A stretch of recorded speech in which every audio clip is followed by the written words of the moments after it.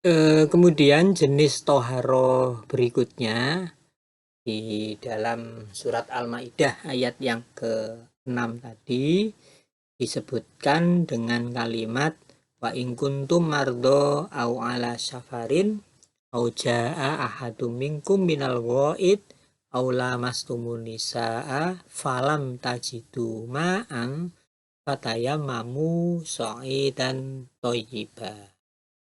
Dan jika kamu dalam keadaan sakit atau bepergian atau salah seorang di antara kalian buang air, buang hajat, atau kalian menyentuh wanita dalam arti bersetubuh dan kalian tidak mendapati air, maka bertayamumlah kalian dengan debu yang bersih. Jadi jenis toharo yang ketiga yang tersurat pada surat Al-Maidah ayat yang ke-6 di atas adalah toharo tayamum, yaitu bertoharo dengan menggunakan debu yang baik sesuai dengan kaifiyah yang diajarkan oleh Nabi Muhammad Shallallahu Alaihi Wasallam. Nah, saudara-saudara, tayamum itu pada dasarnya sangat mudah. Tayamum itu pada dasarnya sangat mudah. Dan tayamum itu berkedudukan sebagai pengganti wudhu. Jadi orang yang akan sholat itu boleh tidak wudhu, dia bertayamum jika seseorang itu mengalami satu sakit yang dapat membahayakan kesehatannya jika terkena air. Ya, karena sakit, ya mungkin terluka parah habis kecelakaan atau apa, sehingga dia tidak boleh menggunakan air. Maka untuk bertoharo dia boleh dengan cara bertayamum. Yang kedua, sedang bepergian sehingga mengalami kesulitan untuk bersuci dengan air. Karena dalam perjalanan, apakah itu di kereta api, ataukah itu di pesawat, ataukah itu di bis, yang kendaraan ini tidak memungkinkan untuk berhenti. Nah, sehingga kita tidak bisa berwudu karena di kendaraan itu mungkin tidak ada air. Tapi kalau ada air ya tetap berwudu. Cuma kalau tidak mendapatkan air di kendaraan tersebut. Berhadas kecil atau buang air besar dan kecil dan kemudian tidak mendapati air untuk berwudu. Jadi orang boleh bertoharo dengan tayamum jika mengalami hal-hal seperti itu. Yang kedua, tayamum juga bisa menjadi pengganti mandi jika seseorang mengalami junub, yang pada ayat di atas disebutkan dengan kalimat aula mastumun nisa, atau kamu sentuh wanita, yaitu melakukan hubungan suami istri, berjima, kemudian tidak mendapati air, atau bermimpi basah, atau wanita setelah haid tapi tidak mendapati air, nggak ada air karena kekeringan misalkan, maka sebagai pengganti dari mandi tadi boleh dengan cara bertayamum.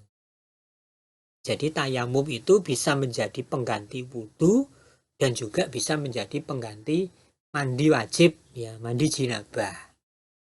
Nah, bagaimana cara bertayamum? Sebenarnya tayamum itu simple caranya ya, caranya simple. Kita lihat bagaimana cara bertayamum. Baik tayamum itu menjadi pengganti wudhu maupun tayamum pengganti mandi, tata caranya sama, tidak ada bedanya. Satu, membaca basmalah, bismillahirrahmanirrahim, sambil ya berniat untuk tayamum, tidak perlu dilafalkan, cukup baca bismillahirrahmanirrahim itu aja sudah cukup gitu ya. Nah, kemudian yang kedua, meletakkan kedua telapak tangan ke tanah atau tempat yang mengandung unsur tanah atau debu yang suci. Ya, di tembok itu atau mungkin di meja atau di lantai atau di tembok. Nah, itu ambil aja debu itu. Meskipun nggak kelihatan itu sudah ada debunya itu ya. Jadi tidak kemudian harus di tanah yang halaman rumah itu enggak ya. Di media-media tempat-tempat yang mengandung unsur debu itu boleh di kaca, itu boleh juga. Misalkan kita di kendaraan, ya itu di kaca kendaraan, di kursi, ya di tempat duduk kita itu ya, tempat sandaran itu udah ada debunya. Nah setelah mengambil kemudian ditiup ya, jadi ambil tanah dari media kemudian ditiup ya, di debu ini di telapak tangannya ini tiup ya, kemudian setelah ditiup mengusap wajah dengan kedua telapak tangan tadi ya, diusapkan ke wajah. Nah ini diusapkan ke wajah begini. Cukup satu kali mengusap ya, jadi tidak mengguyur dengan debu, tidak mengguyur dengan tanah ya, tapi mengusap ya, cukup diusap. Famsahu ya biwujuhikum, jadi mengusap wajah. Nah kemudian mengusap punggung telapak tangan kanan, ini punggungnya. Nah ini misal gini tadi ya, jadi tidak usah mengambil debu lagi, cukup sekali tadi ngambilnya. Kemudian mengusap punggung telapak tangan. Nah ini usap punggungnya, diusap dengan telapak tangan kiri, diusap. Kemudian sebaliknya punggung telapak tangan kiri diusap dengan telapak tangan kanan. Cukup satu kali aja. Nah, sudah selesai. Selah tayamum. Tayamum di atas dirangkum dari riwayat di bawah ini.